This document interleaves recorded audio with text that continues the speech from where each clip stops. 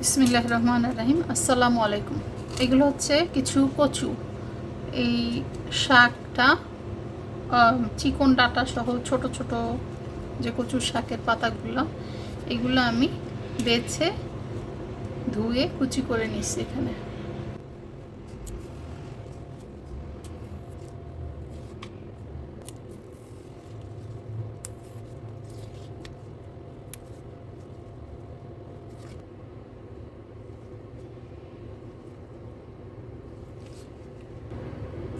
অল্প করে লবণ দিব, পেঁয়াজ আর রসুন, একটা বড় পেঁয়াজের অর্ধেকটা আর 5 থেকে 6 কোয়া রসুনের মতো আমি, আর এর সাথে দিয়ে দিব পানি।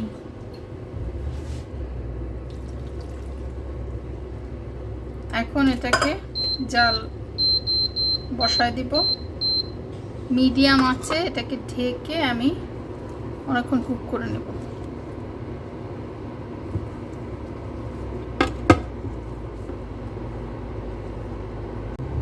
প্রায় 20 মিনিটের মতো কচুর শাকটাকে আমি সিদ্ধ করছি। এখানে পানি আরও কমে গেছিল, তো পানি আরও দিয়ে নিচ্ছি, আরও হাফ কাপ পানির মতো দিচ্ছি। যদি শুকায় যায় এবং পানি কমে যায়, আপনারা পানি দিয়ে দিয়ে আবার সিদ্ধ করবেন। এখনও সিদ্ধ হওয়া একটু বাকি আছে। আর তার সাথে আমি একটু 4টা কাঁচামরিচের মতো মাঝখানে ভেঙে দিয়ে দিলাম। অনেকে আছে শাক ঝাল পছন্দ করে না, কিন্তু কচুর শাকটা ঝাল ঝাল খারাপ লাগে না। কাদের কাছে শাকে ঝাল ভালো লাগে আর কাদের কাছে লাগে না, কমেন্টে জানায়েন। এটাকে আরও কিছুক্ষণ আমি সিদ্ধ করব, একদম এটা গলে গলে যাওয়া পর্যন্ত। আরও আধা ঘন্টা 40 মিনিট জালের পরে এই হচ্ছে কচুর অবস্থা। এখনও পানি পানি আছে। এই পানি আপনার বাগারে গিয়ে শুকাবে। এটাকে আমরা আবার বাগারে দিব। কেউ চাইলে কচুর শাক এই অবস্থাতে সিদ্ধ করে বক্সে ভরে ডিপে রেখে দিতে পারেন। পরে যখন আপনারা খাবেন, জাস্ট নামায় পেঁয়াজ মরিচ দিয়ে বাগার দিয়ে নিতে হবে। সেটার প্রসেসটা পরে দেখায় দিচ্ছি। কিন্তু এই অবস্থাতে আপনারা সিদ্ধ করে রেখে দিতে পারেন। বাসা অনেক যখন বাজার থাকে তখন শাক টাকগুলো খুব তাড়াতাড়ি নষ্ট হয়ে যায়, তখন এই শাকটাকে আধা সিদ্ধ করে আপনি সুন্দর ডিপে রেখে দিতে পারেন।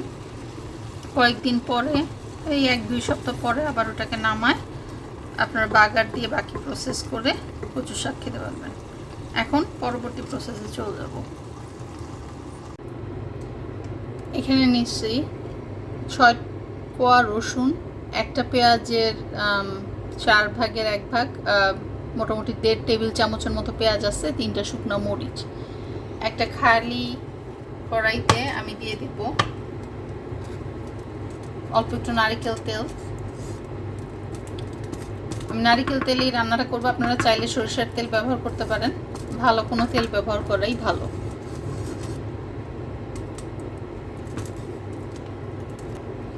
তেল ভালোভাবে গরম হলে ফার্স্টে দিয়ে দিব শুকনো মরিচগুলা।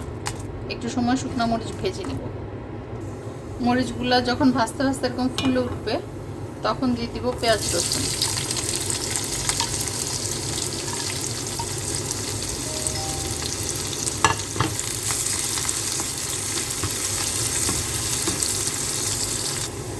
পেঁয়াজ রসুন ভাজা ভাজা হয়ে গেলে এটার মধ্যে কচুর শাকগুলা দিয়ে দিব।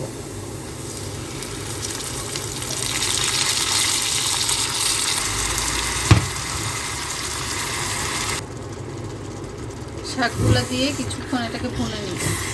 জালটা এই সময় একদম মাঝারি করে দিয়ে একদম ভুনতে ভুনতে, অনেক সময় লাগবে এটা ভুনতে ভুনতে ভুনতে শাকটা একদম শুকায় যাবে।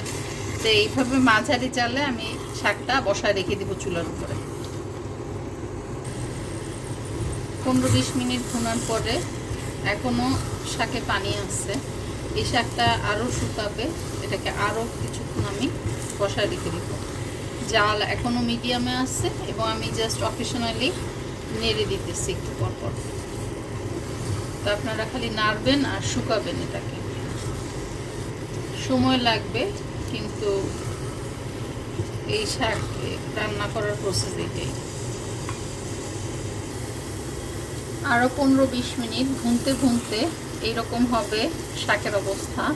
এটা কড়াইয়ের গা ছেড়ে চলে আসবে, হালুয়ার মতো এর কনসিস্টেন্সিটা হবে অনেকটা। এই অবস্থায় লবণটা চেক করে নেবেন। আমারটাতে একটু লবণ লাগবে, সো আমি অল্প করে লবণ দিয়ে দিচ্ছি।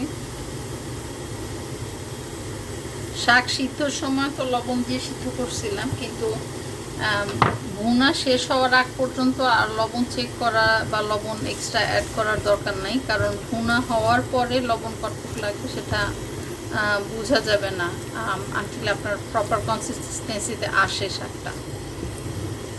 এখন অলমোস্ট শেষের দিকে। এখন খুবই ইম্পর্টেন্ট একটা ইনগ্রিডিয়েন্টস আমি দিব এটাতে, যেটাতে এটা স্বাদটা আরও বেড়ে যাবে।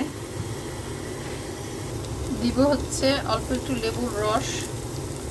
যদি কোনো শাকে চুলকায় টুলকায় এরকম থাকে অনেক সময় কচু শাকে, ওইটা আপনার এই লেবুর রসটাতে কেটে যাবে ইনশাল্লাহ। আর একটু কাফি লাইম জেস্ট, যেটা কাফি লাইমের বাইরের যে ছিলকার অংশটা, সেইটা একটু আমি দিয়ে দিব। এইটা আপনাদের বাংলাদেশে যদি পাওয়া না যায়, আপনারা লেবুর পাতা ব্যবহার করতে পারেন, অথবা লেবুর ছিলকাও ব্যবহার করতে পারেন, কিন্তু দিবেন সবার শেষে, কারণ এটাতে তিতা হয়ে যায় নাইলে। লেবুর পাতাটাও সবার শেষে দিলে, লেবুর পাতা দিলেই ইনাফ ঘ্রাণ হয়ে যায়। তো এই হয়ে গেল আমার শাক রান্না শেষ। বন্ধ করে দিব চুলাটা। লেবুর রস আর এই ছিলকা বা পাতা দিয়ে বেশিক্ষণ আর জাল করা যাবে না, তিতা হয়ে যাবে। আপনারা সবাই ভালো থাকবেন, সুস্থ থাকবেন। আল্লাহ আপনাদের রিজিকে বারাকা দান করুন। আসসালামু আলাইকুম।